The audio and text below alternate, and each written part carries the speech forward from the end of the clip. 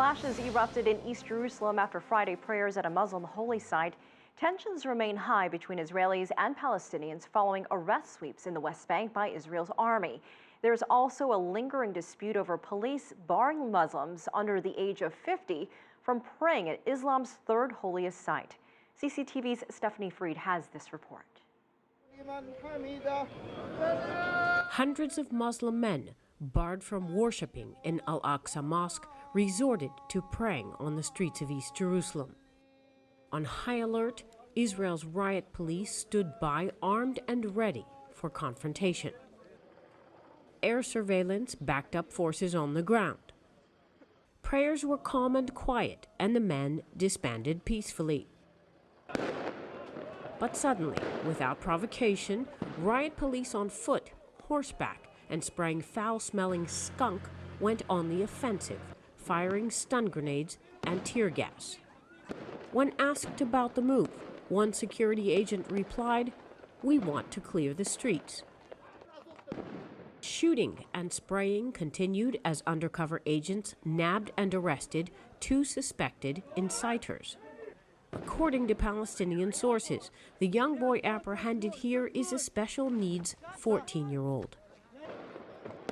Clashes at Al-Aqsa Mosque have been ongoing for weeks. Palestinians say Israel is trying to claim the mosque while international attention is focused on the Islamic State. The Jews are taking advantage of the situation in order to divide Al-Aqsa, both physically and in terms of sovereignty. When Israel's forces were satisfied they had accomplished their mission, they retreated, and traffic began flowing again. If the aim was to clear the road, then the forces behind me achieved their goal, but not without creating animosity. And one can't help but assume the standoff in this city between the sides is far from over. Stephanie Freid, CCTV, East Jerusalem.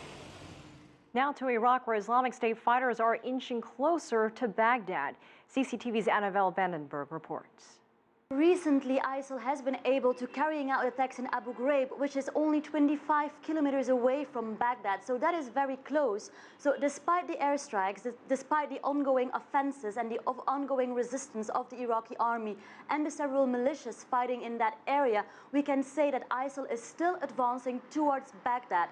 But nevertheless, it is still unlikely that ISIL will take over control in Baghdad, because as we think at this moment, Baghdad is not their main concern. Eventually, they would want to take control over Baghdad. This is their plan on the longer run. But for now, we have seen that ISIL is only looking to objectives actually that are within their capacity, and Baghdad is not at all within their capacity because of the diverse population of Baghdad. It is mainly populated by Shia Muslims, so ISIL, when they would reach Baghdad, they would get a lot of resistance, so it is unlikely that they would take over the capital. But what we do see is that ISIL has been able to really endanger Baghdad and make it a more dangerous place than it already was before, because the number of suicide attacks and the number of car bombs has increased tremendously over the last couple of months.